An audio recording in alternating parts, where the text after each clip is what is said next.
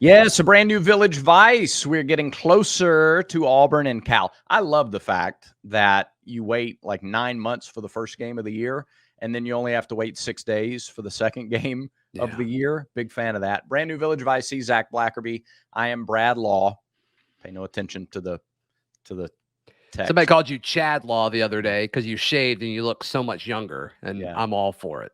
Well, there is no and. I look younger because I shaved. It's unbelievable how much older I look with facial hair. I mean, I look like I'm ready for retirement when I have the beard. So that'd be nice. We're not going to do that for a while. Yeah. All right. Yeah. All right. Auburn and Cal. By the way, Zach, did you know that Cal has won conference championship since Gerald Ford was president of the United States? I did. I don't know if Cal fans on the internet know that, though. Yeah. And I know who Marshawn Lynch is. It's a bit. All right. So the difference a year makes, I think, is astounding. And we've talked about how Auburn's flipped its roster. Receivers are different. Yeah. Line, whatever.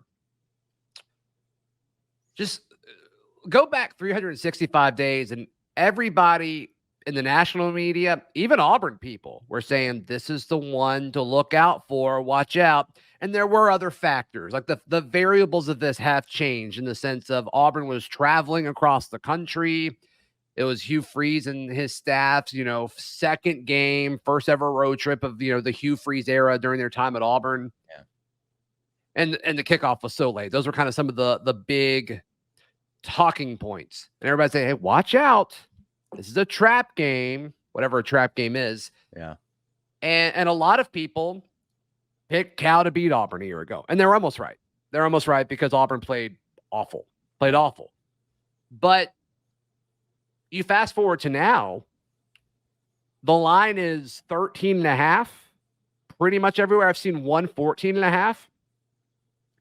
And to me, it's just amazing how the narrative is, and I'm talking to national folks too. It's like, yeah, I'm taking Auburn like minus the points. Like I think Auburn covers it. And it's wild that so much has changed in the past year to where that's how we're approaching this game now versus a year ago. Yeah, it 1 year makes a huge difference. I was thinking about that the other day, thinking about the difference 2 years makes.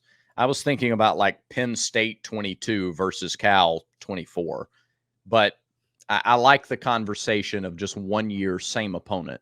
Yeah. Last year, it was about how we didn't like how the head coach didn't like the schedule for travel. Mm-hmm. Didn't like having to leave on a Thursday and get out there late, and it just kind of messed the whole thing up. He said something on Tiger Talk last night, Zach, that I thought was really telling. Okay. He said the big thing that stood out to him about that game was it was the first time that he started to get this really uneasy feeling in his stomach that what they were trying to do offensively wasn't what he was comfortable with. It wasn't what he knew. It wasn't what he was comfortable with. And I mean, he was demonstrative and he was really strong about saying that it really stood out to him that wasn't what, that they wanted to do. And he didn't see it really against UMass in the opener, but he could really tell against Cal. Yeah, so, I mean, it took a long time last year for Auburn to find its identity. I mean, that was before they were so insistent on, finding success with Jarquez Hunter. Yeah. They did run him a lot, but they didn't do it necessarily well. I mean, to quote Peyton Thorne when he was on the next round earlier today, yeah, he said, I feel sorry for anybody watching that game because it was like the most boring game to watch offensively. But something you said also, like comparing 22 Penn State to now, but I mean, going back to the 1 year thing, like 2021 Penn State, where you're there and it's so close and it felt like a playoff game. Yeah. To a year later where it's like, oh, we're not even in the same like caliber program as Penn State at this point. I mean, it went the other direction. I just wanted to add that note there. Yeah, no, it's so much change year to year. Florida State's a great example of that. That's another tangent that I could go off on that everybody knows making fun of Florida State, but is if you're watching this, yeah, you have as many wins this season as FSU does, and they've played 2 games. I almost feel a little bad for Florida State. I don't. I know, and I shouldn't, but Let me make, and then why do you feel bad? Yeah, well, let's finish. Let's put a bow on this first topic, and then I want to hear that. I want to hear why you feel bad for FSU. Okay. All right. I'm going to tell you after I remind you, by the way, if you're looking at Florida State or Auburn or anybody else to do a little sports wagering, mybookie.ag is the presenting sponsor of Village Vice. When you use the promo code next round at mybookie.ag, they're going to double your initial deposit. Yeah, that's right. They're going to double your deposit at mybookie.ag when you use promo code next round. So kick off the football season with our friends at mybookie.ag. Think about this. You're the math guy on this. Yeah. You double your deposit, and then you put it all on Auburn to cover against Cal this weekend. I mean, is that 4x your money just about? I mean, that's insane. Yeah, pretty much. That's what I would do. 400% or 200% of the initial amount. Yeah. That's what I would do. You carry the 1 and you divide by the sine and the cotangent of the integer, and you end up with just a bunch of money. Chad Law, you were so smart and what wise. It comes down to. That's right. Okay, Florida State. I don't like. We love watching powerful teams crumble, but I've heard a couple of times today, this is a team that was supposed to be in the playoff last year. No, it's not. It's a different team. A lot of those guys are gone. Some of the most important parts of that team are gone. But when are championship teams made? They're not made in September. They're not made in November. When are those championship teams made? They're made in the spring and the summer. So the guys who are left busted it for a full year in the spring and the summer and then beat everybody and were told they weren't in. How? What superhuman coach? Man, Bill Belichick, Vince Lombardi, Nick Saban, Bear Bryant, you name the coach that would be able to get a group of guys to bust it the same way they did the year before in the offseason, where they're just left out after doing everything they were supposed to do to get into the playoff. That's an impossible task. Now, at some point, you got to get it. Like you got to figure it out. And I don't know that they can, because they can't run and they can't stop the run. But what coach in the history of coaching would have been able to get that group to do the stuff they were supposed to do in the offseason? But isn't that your job as a coach, as a player? To try, yeah. But I mean, come on. But human nature, just be human. I think you're being too deep with this. Like, I'm just going to be honest. I think you're being too deep, because FSU was significantly more talented on paper than the two teams that they've lost to so far. I don't think it's this like human desire thing. I think it's they went and got the wrong quarterback. And for some reason, people keep taking chances on DJU, and he is like crashing another program. Yeah. Well, no, that you're right about that, except they did well at Oregon State. They had a good year. Who cares? Other pieces around him. What conference are they in now? Their guy, well, no, that's true. Their guys couldn't catch a cold last night. Their guys couldn't catch a bus last night. They couldn't catch anything in that game last night. All right. But anyway, all right. So now that's, did we feel better?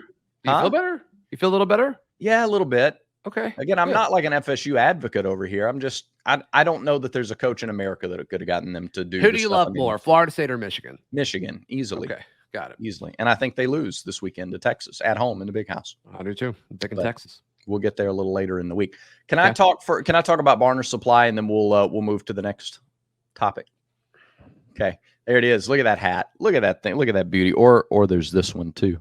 What if the rest do the whole read like this? What if the rest of the show we just no eyes? It's just the hat. Yeah. BarnerSupply.com. I love the people at Barner Supply Company. They are they're good so Auburn people. They're hard workers. They're creative. Hard workers. They use the finest quality products and put those logos on. And they have stickers. They have shirts. They have hats. And hats. Everything. There you go. And right now, when you go to BarnerSupply.com and use our promo code, which is Village Vice, no space in between. Vice, no spaces. You could get either one of the hats that we are sporting today. That's right.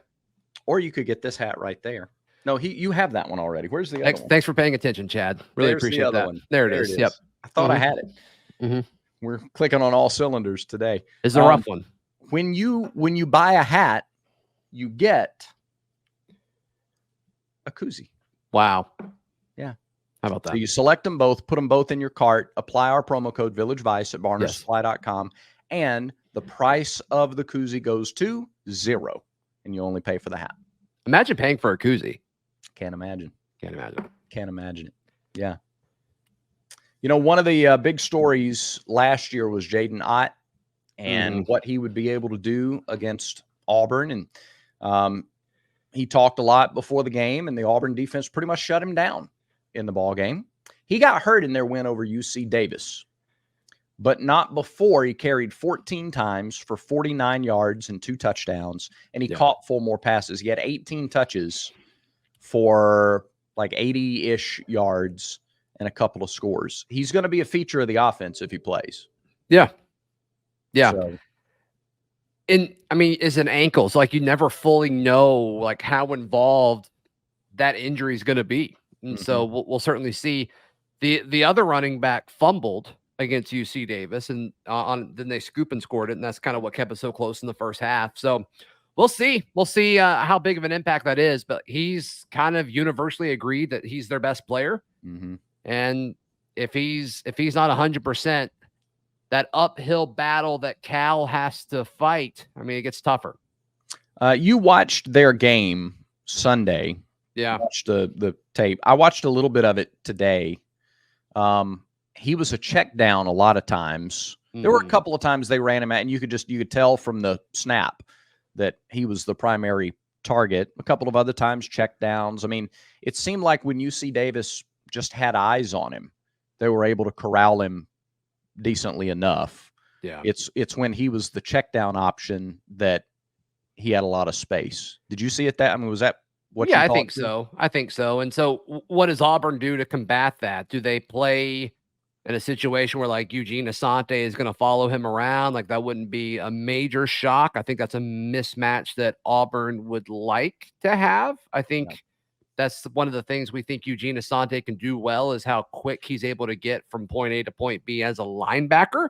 Yeah. So to me, I think that's probably a matchup to watch, certainly in both the passing game and the running game. Eugene Asante and Ott. Yeah. The other thing, when you're playing these spread teams, you know, they're going to try to get rid of the ball very quickly. I don't know how many sacks Auburn is able to have in the game, but the 2 guys on the interior of the defensive line at any given point in the game, whichever of the guys are in there, to disrupt and push that pocket back, to push the interior of their O-line back a little bit, that's how you can affect the quarterback. They rolled him to one side or the other a little bit, but they want to catch and throw. So as much disruption as the guys in the middle of the defensive line can cause, the better Auburn will be. Sure. There's just not a whole lot of teams that can do that consistently. And I know Coach Freeze kind of called out the defensive line, and that was a big thing that we talked about throughout the entire offseason. Like, there's not a whole lot of teams that have defensive tackles that can consistently do that on passing downs. That's why Aaron Donald was so special at the NFL. That's why he's eventually going to be a Hall of Famer, is because if you can do that, it's so valuable. And that's why Derek Brown was so effective. Nick Fairley, like, there's just not a lot of those types of players that can do that. And I don't think that guy is on the roster for Auburn. We'll see if somebody can step up, or there might be a mismatch in a situation where like there's a guard that Auburn thinks that they can kind of take advantage of at some point this season, which could happen. But I don't think you're going to see that a ton. I think if Auburn is going to get pressure, it's going to come from the edge, and it's probably going to come from Jalen McLeod or Keldrick Falk. Yeah. Okay. I could see that. I could see Malik Blockton. I could see Isaiah Rakes, who's fresh and hasn't played yet, doing some of that. I mean, Nick Fairley's the closest we've seen to the Derek Brown to a degree, but even he wasn't. Yeah, and we saw Marcus Harris do it last year at times. It wasn't consistent, but he did have moments where it's like, okay, this is a mismatch where Auburn's taking advantage of. And maybe that could happen with Malik Blockton. Yeah. Rakes, we'll see. He didn't do it at A&M. Yeah. Can he do it at Auburn? We'll see. Yeah. We'll see. Hopefully we'll see it on Saturday. That's right. That's right. Well, that kind of gets us into the question, who steps up in this game for Auburn? Is it somebody who played in last year's game, or somebody who wasn't even here to play in last year's game? I've got my answer. All right. Well, you know what you can do to step up your game from a fashion perspective? Yeah, you can go to rowback.com and buy something and use our code VICE20 for 20% off. And look, it's going to take a second because there's so many things to comb through. So many different designs that all look good. They've also got the the Auburn collection, the game day collection, so you can go and just check out the Auburn stuff. It's less intimidating that way if you just go in there with that plan. But they've got so many great looking shirts and hoodies and quarter zips and hats and shorts. Check it out, rowback.com, RHOBACK.com. Use promo code VICE20 to get 20% off your order. I really want to push gifting at rowback.com. We're not quite to Christmas yet, but you got fall birthdays and anniversaries and stuff like that. And they have gear for men and women. So, no matter who you are watching the show, you've got somebody in your life that will feel extra special. They don't need to know that you saved 20%. They don't need to know. Yeah. They also don't care. They don't care either. They just know that you care about them enough to get them Rowback. So that's right. Check it out. That's right. The guy who I'm asking to step up is Kieran Crawford. I wasn't impressed with what he put on tape Saturday. Boy, and that's your guy too. Like he was, yeah. And he looked so good throughout fall camp, and we heard these incredible things. But he lost containment a ton. He lost his, he lost pretty much every pass rushing rep that he had, and so I want to see him take that next step. Talk to somebody close to the program or within the program rather, and just kind of asked him about a few guys. And I brought him up, and he's thinking too much. He's thinking too much. He needs to just relax and play football. So hopefully those first game jitters of playing for Auburn in the new school, new environment, hopefully that's behind him. And, they said that he did stuff in that game that they never saw him do in practice, as far as, taking too long or missing an assignment. So I think we'll see a better version of Kieran Crawford on Saturday. That is my guy. I'm picking him to step up this week. Yeah, I like that. I'm going to pick two. I'm going to pick the starting tackles. I think that Tyler Johnson and Tutal Miller are the keys to this game and need to step up, because like the Alabama A&M defensive ends, their starters were 205 and 230, I think. And they just weren't able to, even with some quickness, and they're quick, they're athletic, but they just didn't have what it took to consistently get pressure. And to throw the ball downfield and take the shots that Auburn took successfully, Peyton's got to be comfortable in the pocket. He's got to know he's got to have time. Sure. So Cal has a couple of guys in Xavier Carlton, who transferred from Utah, and David Reese, who transferred from Florida. A guy from Florida who started at Florida and then said, I'm out of here, and went to California. Got as far away from Florida just about as you can. Yeah, no kidding. And now is playing for Cal.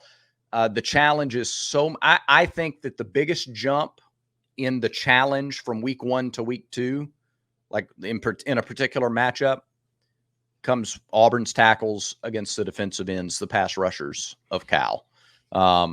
And so if they can hold up, if they can step up and be equal to the task and give Peyton the time, give the receivers the time to break open, then you can see more highlight big pass plays from the offense. How much left tackle rotation will we see on Saturday? It's a great. I feel like it's Tyler Johnson's job now, but do they still try some things? I think they still try it because, again, Coach Freeze has done nothing but praise Percy Lewis in press conference and Tiger Talk last night. Went out of his way to mention the fact that he graded out great in the game. Again, it's Alabama A&M. These guys are much faster and more physical than A&M's defensive ends, obviously. Yeah. So it's a different challenge. I think early you may see some rotation, and then whether or not you see it for the whole game is, depends on whether or not Percy can hold up or Tyler can hold up against those guys. Yeah. How many times did they draw up something for Sam Jackson to score a touchdown against his former team? I think you have to see it, don't you? You got to give him a few shots at it, right? They've admitted that they were trying to get all of the freshman receivers touchdowns in game 1. Helps in recruiting, helps in morale, helps everything. So we know they're cognizant of that. We know it's on Yeah. their radar. And Sam made, like we talked about yesterday, the most athletic catch in the game. Yeah, part of me wishes he did that this Saturday instead of last Saturday, but well, oh well. Maybe he'll do it both. Maybe that's the coming attraction. Maybe that is a preview of things to come this weekend. Yeah. And they draw it up for him earlier. Maybe it's not the third or fourth quarter. Yeah, maybe so. Yeah. Maybe so. Maybe he'll be the first player this year to catch a touchdown from multiple quarterbacks. That's a good point. Yeah, good call. Maybe they draw up a play for him on the first play of the game. You know, they said they had a specific play in mind they wanted to run first, and that's why Malcolm was in. That was what was said at the presser anyway. Oh.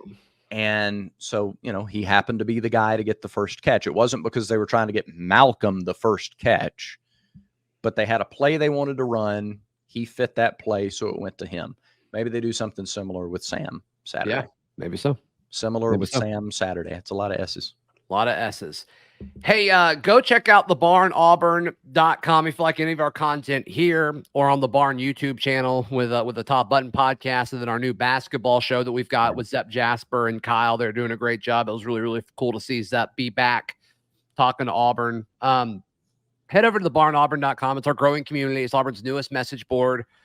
We're passing milestones, it seems like every single few days, because folks keep signing up. It's growing like crazy, and we really, really appreciate it. Yep. So come on. The water's fine. It's been endorsed by hundreds of Auburn fans already, and we haven't even had it going for a full month yet. So check that out, thebarnauburn.com. Brad, that's all I got. All right. Listen, grow with us. All right. Don't just go with us. Grow with us. It's a wonderful community. You're going to enjoy it. So check it out. Yep, that is it. Remember, until next time, we do thank you, by the way, I jumped the gun. Thank you for watching. Thank you for liking, subscribing. Thanks for commenting on the videos each and every time. I read them all, and we appreciate them. Remember, until next time, everyone has vices. Make sure Village Vice is one of yours.